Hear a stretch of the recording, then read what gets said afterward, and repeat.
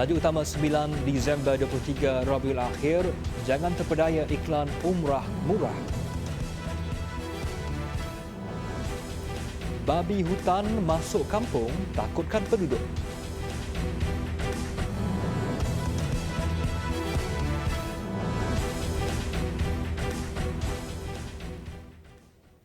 Bismillahirrahmanirrahim. Assalamualaikum warahmatullahi wabarakatuh. Berita Al-Hijrah malam ini bersama saya Adi Akmal Shahrom. Umat Islam diminta berwaspada dengan pengiklanan pakej umrah di bawah RM5,000 dan yang meragukan. Presiden Persatuan Agensi Pelancongan Umrah dan Haji Papuh, Datuk Seri Razali Muhammad Syam berkata, harga berkenaan adalah tidak munasabah dan ditambah dengan peningkatan kos yang ketara selepas COVID-19 melanda dunia. Yang meragukan kalau harga tu ikut harga lama dengan RM4,000 lebih, yang mana kita tahu sekarang ni kena buat swab, kena buat kuarantin di Saudi, kena kuarantin balik di Malaysia, dan duduk hotel pun yang diiktiraf 4-5 bintang dan satu bilik 2-3 orang. Jadi ini semua faktor-faktor akan meninggikan harga. Juga dengan teks VAT yang dia naik, cukai pembenaran yang naik. Jadi macam mana harga pakej masih harga lama? Itu meragukan. Tambahnya, pakej umrah dijangka bermula dengan nilai RM7,000 selepas mengalami peningkatan harga sebanyak RM3,000 susulan COVID-19 yang merangkumi bayaran cukai, pengangkutan, penginapan dan insurans. Jadi kalau you rasa pakej you harga berapa? RM7,000. Fakta-fakta dia tu kita ikut. Jangan kita tahu besok nak pergi, oh ini peraturan baru, cukai kena bayar, swab kena bayar, bilik 5 star lain, satu bilik berdua lain. In the end jemaah dah pergi sana dah terperangkap. Tambahnya, satu garis panduan mengenai iklan pakej umrah perlu dikeluarkan oleh Kementerian Pelancongan, Seni dan Budaya (MOTAG) bagi mengelak kes penipuan umrah. Sementara itu, beliau turut meminta kelonggaran bagi membuka sempadan negara bagi tujuan umrah secara bersyarat sebagaimana diamalkan negara lain seperti Brunei, Pakistan dan Indonesia. Penutupan sempadan negara berkuat kuasa sehingga akhir tahun ini walaupun Kerajaan Arab Saudi sudah menerima kedatangan jemaah umrah namun dengan kota tertentu bagi setiap negara dan pemantauan SOP yang ditetapkan. Penuhi keperluan asas keluarga dan menyimpan dalam bentuk pelaburan. Itu pandangan pakar kewangan Fakulti Perakaunan dan Perniagaan Universiti Malaya, Profesor Dr. Nurul Shahnaz Ahmad Mahzan terhadap isu golongan yang layak membuat pengeluaran akaun 1 KWSP sebanyak RM10,000 secara berperingkat. Katanya selain menyara keluarga, wang itu juga dapat dimanfaatkan dalam jangka masa pendek maupun panjang. Menurut Profesor Dr. Nurul Shahnaz, penerimaan wang secara berperingkat itu boleh dibahagi-bahagikan mengikut keutamaan agar ia tidak habis begitu sahaja. Contohnya, jelas beliau, sebahagian wang tersebut boleh disimpan dalam bentuk pelaburan, namun yang selamat dan kukuh seperti Amanah Saham Nasional Berhad ASNB. Manakala sebahagiannya pula dibelanjakan untuk memenuhi keperluan asas namun berjimat cermat. Jadi saya rasa yang paling perlu diutamakan adalah keperluan asas keluarga lah. Sekiranya itu yang tidak mencukupi sekarang ni, masukkan dalam satu unit pelaburan yang dapat memberi keuntungan. Kan bukan simpan saja sebab kadar faedah sekarang agak rendah. Jadi mungkin kita boleh melabur dalam amanah saham sebab di situ ada fund manager yang akan membantu kita melabur duit kita kan dan dapat memberi pulangan yang lebih baik untuk jangka masa panjang. Tambahnya, bagi memastikan wang yang diterima dapat digunakan sebaiknya, orang ramai perlu mengenal pasti matlamat perbelanjaan mengikut keutamaan dan membuat perancangan kewangan secara bertulis sebelum membuat pengeluaran dan berbelanja. Perancang kewangan memang akan menasihatkan individu untuk membuat perancangan kewangan ni. Jadi secara bertulis ya, bukan dalam kepala saja sebab kalau dalam kepala tu kita boleh kita akan mengubah fikiran atau kita tak ingat apa matlamat kewangan kita sebenarnya. Yang kedua, sediakan bajet lah. Bajet maknanya dari segi kita tahu kita akan dapat berapa daripada duit IC NAR tu, KWSP. So kita akan tahu berapa aliran masuk tu. Tapi ke mana aliran keluar tu, itu yang ramai orang tidak membuat perancangan. Jadi bila sekelip mata je duit tu mungkin hilang begitu saja kan. Selain itu, katanya orang ramai yang mempunyai matlamat untuk memulakan perniagaan, golongan tersebut perlu memastikan perniagaan itu mengikut kepakaran diri, mendapat permintaan tinggi, modal sesuai dengan kemampuan dan memberi pulangan keuntungan secara konsisten.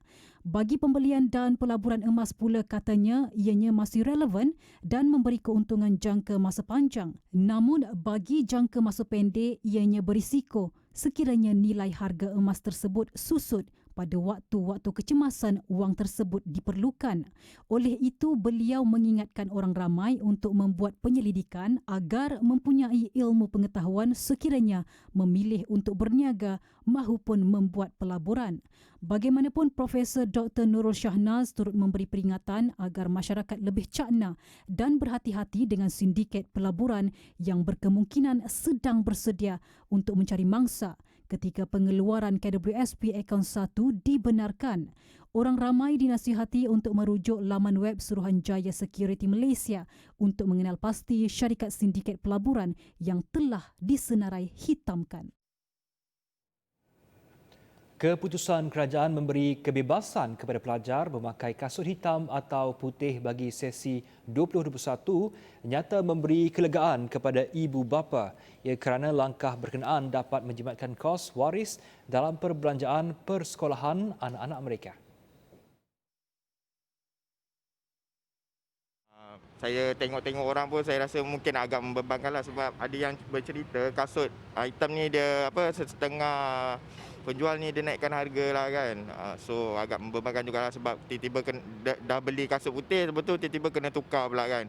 Saya merasakan kalau begitu satu kelonggaran yang baiklah, memandangkan ibu bapa pun bukan semua orang yang mampu nak beli kasut hitam dengan anak yang ramai. Bagi saya benda tu baguslah sebab apa, bila contoh ibu bapa tu dah beli kasut putih, jadi bila kerajaan dah bagi kita pilih, jadi senanglah. Contoh kalau ibu parent tu dah terbeli kasut putih, jadi senanglah dia dah sedia ada. Tapi kalau contoh kuat kuasa kasut hitam, dia menyusahkan parent tu lah. Dalam pada itu, ada di kalangan masyarakat berpandangan kerajaan seharusnya menyelaraskan pemakaian kasut berwarna hitam di sekolah supaya lebih seragam dan kemas. Ini kerana kerenah pelajar yang lasak mudah menyebabkan kasut kelihatan kotor dan lusuh. Kalau akak better hitam pun boleh, putih pun boleh, sama je. Tapi kalau hitam ni sebabnya kasut tu kalau hitam tak nampak kotor. So dia punya kelebihan itu bila kita kotor ke lecak tak nampak kotor lah. Putih ni nampak lagi kotor. Bagaimanapun, ada yang berpendapat Kementerian Pendidikan perlu menetapkan pemakaian kasut putih kepada pelajar di sekolah bagi mendidik dan mendisiplinkan mereka dalam menjaga kebersihan. Lebih 50 ekor babi hutan bebas berkeliaran di sekitar kampung Pinang Merah, Tebing Tembah dan Agong Beting di Pakar Dungun dan menyebabkan penduduk bimbang akan keselamatan mereka. Bukan itu sahaja, kumpulan haiwan berkenaan turut mengotorkan halaman rumah dengan membawa sampah sarap serta menyerang ternakan penduduk kampung. Menurut penduduk kampung Pinang Merah, Muhammad Arif Siddiq, 38 tahun, dia terpaksa menyertu halaman rumahnya lebih 3 kali seminggu kerana babi itu berkeliaran di tangga dan bawah rumahnya. Dia juga bimbang dengan keselamatan anaknya yang masih kecil dan tidak membenarkan mereka bermain di luar rumah ketika waktu petang dan malam. Banyakkan babi lah yang berkeliaran sampai membuatkan orang kata sondor tanah, bawa sapoh lah merata-rata sampai ke rumah apa semua.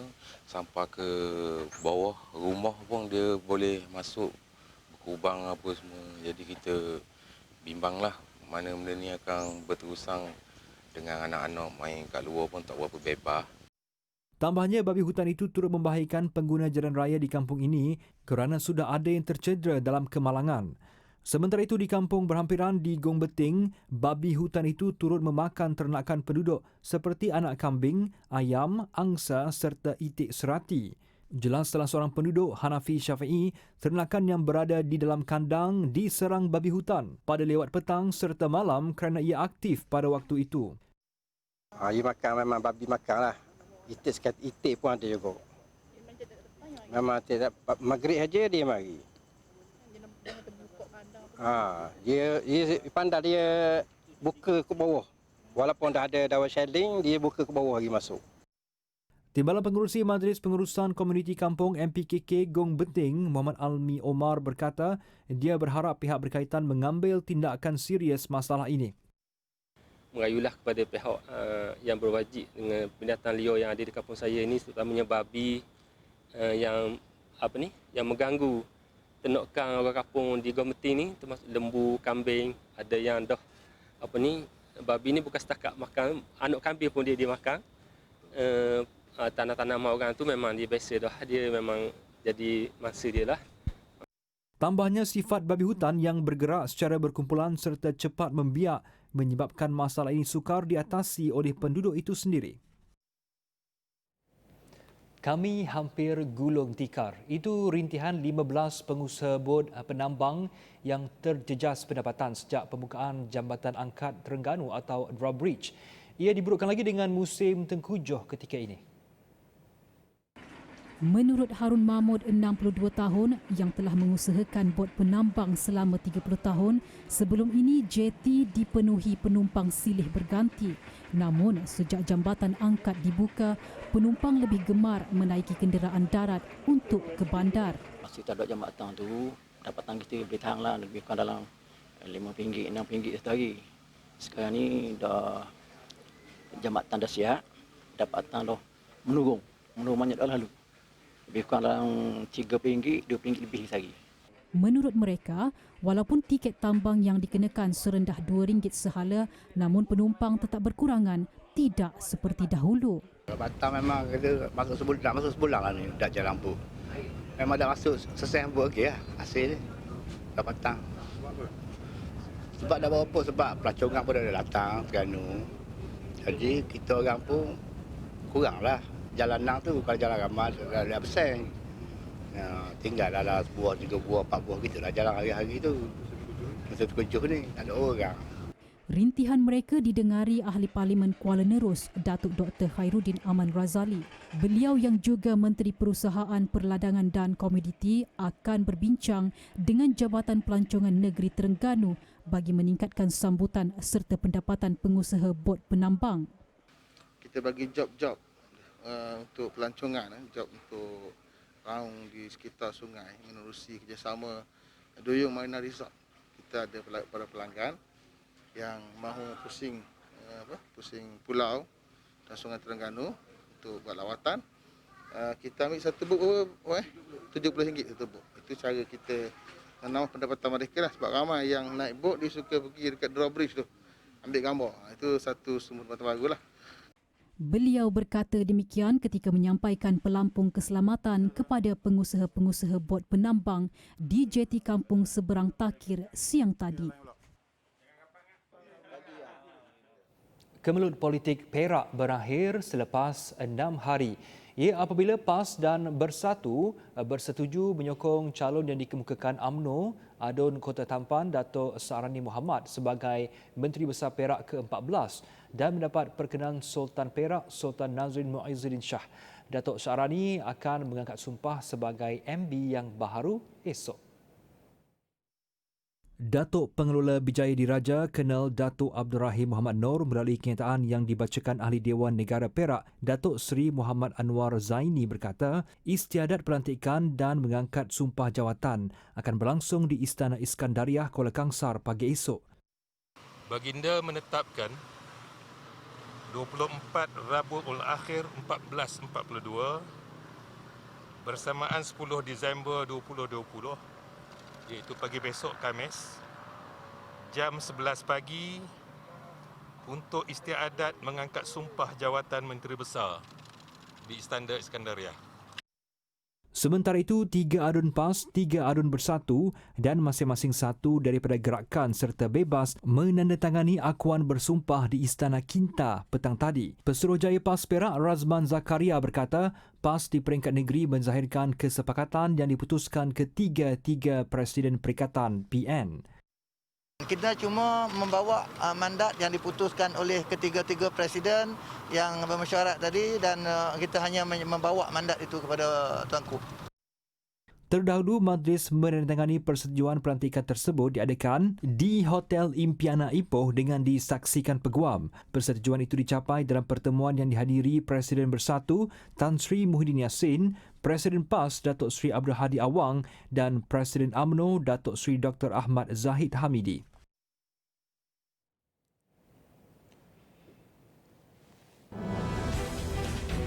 Untung RM29,500 sebulan curi bekalan elektrik.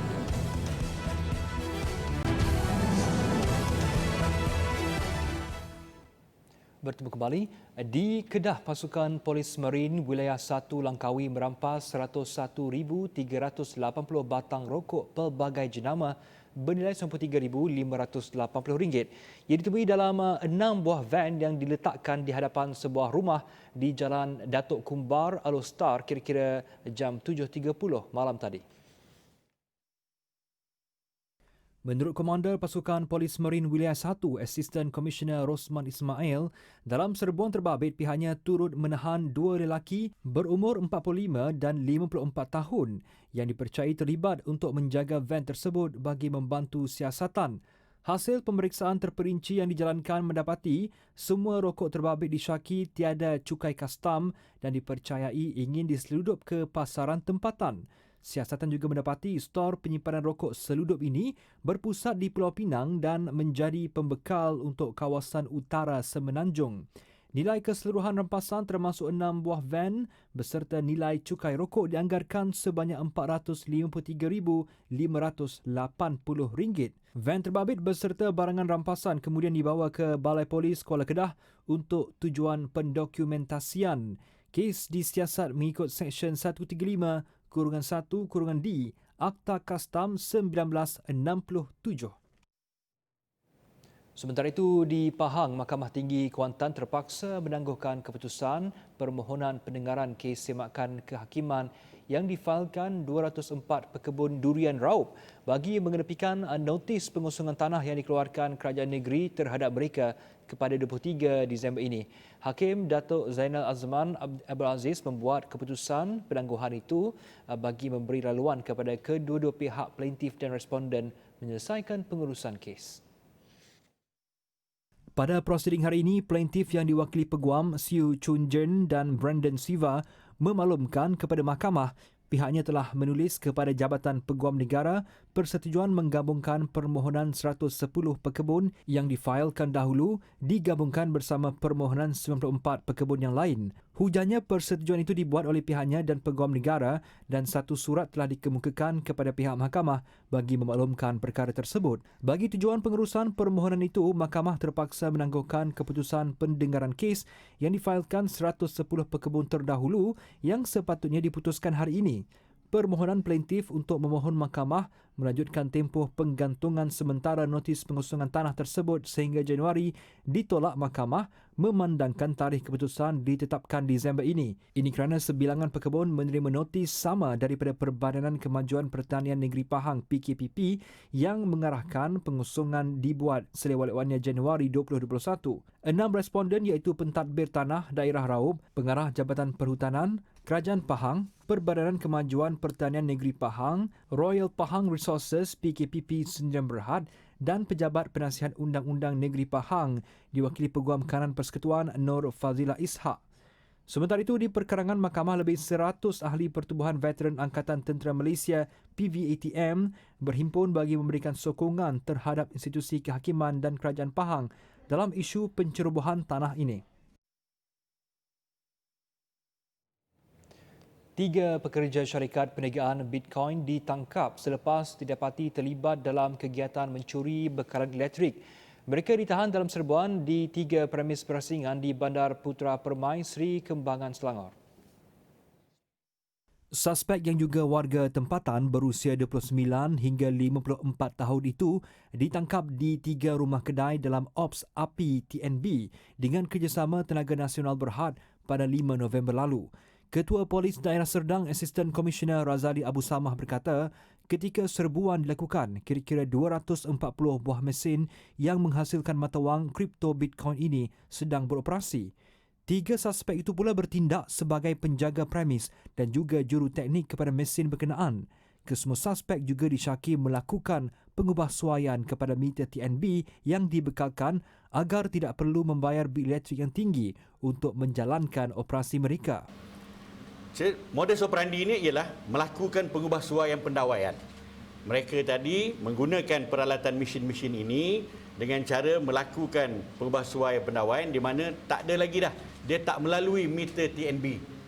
Dia tidak melalui meter TNB yang dibekalkan. Malahan mereka boleh menggunakan arus elektrik berkapasiti tinggi melalui pengubahsuaian meter yang mereka sendiri cipta, yang mereka sendiri yang buat. Jadi maksudnya operasi ini dijalankan 24 jam tanpa henti. Jelasnya, satu premis perlu membayar kira-kira RM30,000 sebulan jika tidak melakukan sebarang pengubahsuaian. Namun hasil pengubahsuaian yang dilakukan, kegiatan mereka itu hanya perlu membayar kira-kira RM500 sebulan. Polis juga mendapati salah seorang daripada suspek mempunyai rekod jenayah lampau berhubung kes kecurian elektrik, khianat dan pernah dikenakan tindakan di bawah Akta Pencegahan Jenayah 1959 POKA. Manakala 2 lagi suspek tiada rekod jenayah lampau. Kesemua suspek kini disiasat di bawah Seksyen 37-1 Akta Bekalan Elektrik 1990 yang membawa hukuman denda tidak lebih RM1,000,000 atau penjara tidak melebihi 10 tahun jika disabitkan kesalahan. Seorang pegawai Jabatan Imigresen dijatuhkan hukuman penjara 30 hari oleh Mahkamah Session Shah Alam selepas mengaku bersalah menerima RM12,000 2 Disember lalu. Zalizi Ismail, 26 tahun, membuat pengakuan itu bagi tuduhan menerima suapan sebagai dorongan mempercepatkan proses 2 tahanan warga negara Cina untuk pulang ke negara asal. Ketika melakukan kesalahan itu, Zalizi adalah penolong pegawai penyiasat di bahagian operasi GIM di lapangan terbang antarabangsa Kuala Lumpur KLIA yang menerima kes 2 warga Cina berkenaan.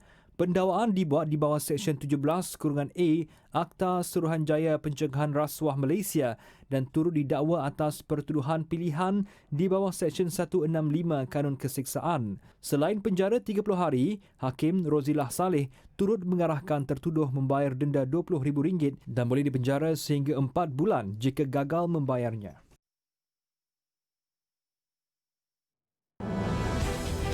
Penyakit misteri, lebih 400 orang pengsan.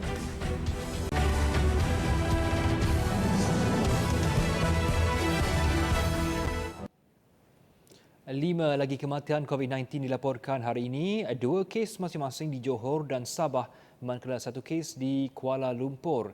Ia menjadikan jumlah kumulatif kematian di negara ini meningkat kepada 393 orang, merangkumi 0.52% daripada jumlah keseluruhan kes. 959 kes baharu direkodkan hari ini dan menjadikan jumlah kes aktif dengan kebolehjangkitan COVID-19 ialah 10,748 kes. Kadar kebolehjangkitan untuk seluruh negara pada 8 Disember adalah 0.96. Jadi kita masih kurang pada 1. Jadi kalau kita lihat kadar kebolehjangkitan 1, bermakna kes yang kita lihat seharian akan kekal dengan lebih kurang 1,000 ataupun 900. Jika kadar kebolehjangkitan turun pada 0.9, kita jangkakan ada 738 kes seharian.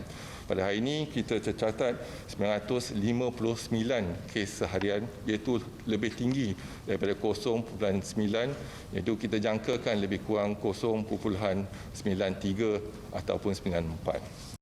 Selangor terus merekodkan kes baharu tertinggi iaitu 277 kes, diikuti Sabah 203 kes dan wilayah Persekutuan Kuala Lumpur 129 kes. Setakat ini terdapat 185 kluster aktif termasuk 4 kluster baharu iaitu kluster Kopi-Kopi, kluster Tapak Bina Ikon Bintang, kluster Bandar Impian dan kluster Jalan Kemang. Pusat Kuarantin dan Rawatan COVID-19 berisiko rendah di Taman Expo Pertanian Malaysia Serdang (MAEPS 2.0) diaktifkan semula bagi menampung peningkatan kes COVID-19 selain saringan pekerja asing yang dilaksanakan per keso. Menteri Kanan Keselamatan Datuk Seri Ismail Sabri Yaakob berkata ia akan menempatkan pesakit COVID-19 kategori 1 iaitu yang tidak bergejala dan kategori 2 yang bergejala ringan dalam kalangan bukan warga negara. Ketersediaan katil di PKRC MAEPS 2.0 adalah dengan anggaran jumlah katil sebanyak 10,000 katil berdasarkan 3 fasa iaitu fasa 1 3,000 katil, fasa 2 3,300 katil dan fasa 3 3,700 katil. Memandangkan PKRC MAEPS 2.0 akan menempatkan warga asing dalam jumlah kapasiti yang tinggi, aspek keselamatan akan dipertingkatkan oleh anggota pihak Tentera Malaysia dan juga PDRM. Sementara itu, saringan secara bersasar dan besar-besaran juga akan dilaksanakan di Sentral Spektrum iaitu Sektor 1 di Pulau Indah esok melibatkan 45 buah syarikat, 102 premis dan 1,200 penghuni yang majoritinya bukan warga negara. Dalam sidang media sama, Datuk Seri Ismail berkata Perintah Kawalan Pergerakan diperketatkan PKPD di 3 lokaliti Mukim Bentung Pahang akan dilaksanakan bermula esok hingga 23 Disember. Manakala PKPD di taman-taman perumahan Mukim Sungai Seluang Kulim kecuali Taman Sawi dilanjutkan bermula 11 Disember hingga 24 Disember. Pentadbiran Makanan dan Ubat-ubatan Amerika Syarikat FDA mengeluarkan dokumen yang mengesahkan vaksin Pfizer BioNTech COVID-19 selamat dan berkesan. FDA bagaimanapun menggesa agar lebih banyak penyelidikan dibuat selain mengesahkan bukti bahawa vaksin itu selamat selepas suntikan pertama daripada 2 dos dan berfungsi kepada pesakit yang dijangkiti COVID-19. Menurut dokumen FDA, data daripada 38,000 peserta yang terbabit dalam kajian ujian percubaan menunjukkan profil keselamatan yang baik tanpa ada masalah keselamatan. Ia juga melaporkan bahawa keberkesanan vaksin untuk mencegah COVID-19 adalah 95% merangkumi semua kumpulan umur, jantina, kaum serta individu yang berisiko tinggi. Hasil ujian membabitkan 43,000 sukarelawan termasuk individu dewasa dan remaja. Kesan sampingan yang paling biasa dikesan adalah reaksi tapak suntikan 84%, keletihan 63%, sakit kepala 55%, sakit otot 38%, menggigil 31%, sakit sendi 23.6% dan demam 14%. Jawatan kuasa bebas yang bertindak sebagai kumpulan penasihat itu juga akan mempertimbangkan kajian tambahan yang perlu dibuat oleh pengeluar vaksin selepas dikeluarkan EUA. United Kingdom muncul negara pertama menggunakan vaksin Pfizer selepas pihak pengawal selia meluluskan penggunaannya minggu lalu. Walaupun FDA mengesahkan 6 individu meninggal dunia dalam fasa terakhir ujian klinikal vaksin COVID-19 yang dibangunkan Pfizer dan BioNTech, namun kadar kematian itu tidak membangkitkan isu keselamatan atau keberkesanan vaksin memandangkan ia berlaku ke atas populasi umum pada kadar yang sama. Menurut laporan berkenaan, 2 individu yang menerima vaksin itu meninggal dunia ketika tempoh percubaan, manakala 4 lagi meninggal dunia ketika peringkat placebo. Susulan penyakit misteri yang mengakibatkan ratusan individu di selatan India dimasukkan ke hospital. Pihak berkuasa mengesahkan terdapat unsur plumbum dan nikel dalam sampel darah pesakit. Menurut pasukan perubatan, jumlah plumbum yang tinggi dalam darah boleh mengakibatkan kerosakan organ penting seperti otak, sistem saraf, jantung dan paru-paru. Pihak berkuasa percaya pesakit berkemungkinan terdedah kepada bahan toksik organoklorin yang lazimnya digunakan dalam racun perosak. Penyakit misteri itu setakat ini telah mengorbankan 1 nyawa dan menyebabkan 400 individu dimasukkan ke hospital, termasuk 300 kanak-kanak. Rata-rata pesakit mengalami simptom pening, kerap pingsan dan muntah. Kesemua mereka bagaimanapun negatif COVID-19. Kajian lanjut masih diperlukan bagi mengenal pasti punca penyakit misteri itu. Luangkan masa sejenak, renunglah nasib sebahagian daripada kita yang cukup menderita akibat pandemik COVID-19. Sama-samalah kita rasa keperitan hidup mereka yang tua, kanak-kanak, bayi dan yang cacat serta uzur. Hulurkan sedikit daripada rezeki kita untuk meringankan sedikit beban mereka. Sedekah pencetus barakah.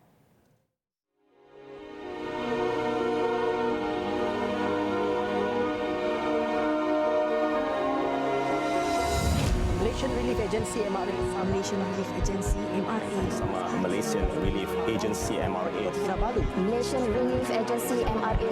Malaysian Relief Agency MRA Sabah merayu orang ramai untuk menyumbang menerusi tabung kecemasan OPS COVID-19 2.0 bagi meringankan beban mereka yang terjejas akibat pandemik itu. Hasil sumbangan untuk membantu mereka yang kehilangan sumber pendapatan, pekerjaan dan aset.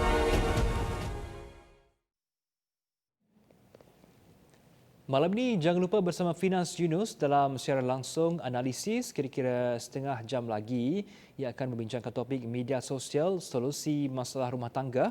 Jadi jangan tinggalan 9 malam ini. Dengan itu sekian berita Al-Hijrah, saya Adi Akmal Syahrum. Assalamualaikum warahmatullahi wabarakatuh dan selamat malam.